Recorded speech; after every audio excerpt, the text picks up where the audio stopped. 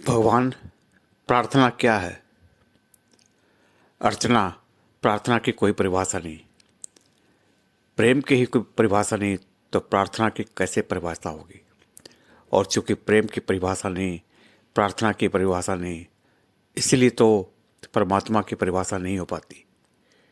परिभाषा होती है मस्तिष्क में और प्रार्थना होती है हृदय में। ये अलग अलग दुनियाएं हैं।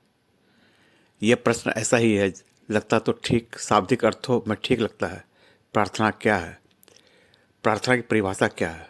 इसको गलत नहीं कह सकते।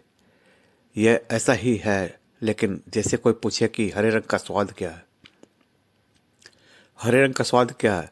इस वाक्य में भाषा और व्याकरण की दृष्टि से कोई गलती ना निकाल पाओगे, लेकिन अस्तित्वगत भूल है। हरे रंग और स्वाद का कोई संबंध ही नहीं।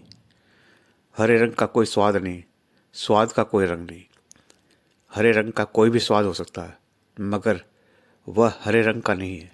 किसी चीज़ का होगा तो हरी है, और स्वाद का कोई भी रंग हो सकता है, लेकिन वह स्वाद का रंग नहीं है।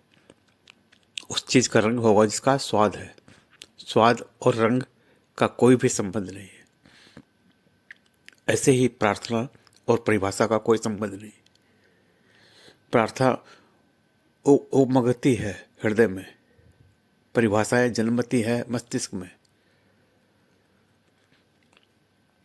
परिभाषा होती है शब्दों और तर्कों की, और प्रार्थना होती है भावना की। जो प्रेम में रोया ना हो, जिसने प्रेम का विरह न जाना हो, उसे तो प्रार्थना की तरफ इंगित भी नहीं किया जा सकता। इसीलिए मैं प्रेम का पक्षपाती हूँ, प्रेम का उपदेष्टा हूँ। कहता हूँ खूब प्रेम करो, खूब प्रेम करो, क्योंकि प्रेम का ही निचोड़ एक दिन प्रार्थना बनेगा।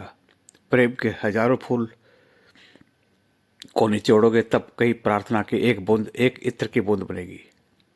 प्रार्थना कृत्य नहीं है, भाव की एक दशा है, और प्रार्थना से तुम भरे हो जाओगे तो परम अनुभूति घटती है। परम अनुभूति से मेरा अर्थ है, अगर तुम्हारा हृदय प्रार्थनापूर्ण है तो परमात्मा तुम्हारे द्वार पर दस्तक देता है, निश्चित गारंटेड दस्तक देता है। और जो प्रार्थना से भरा है वही उसकी दस्तक सुन भी पाता है।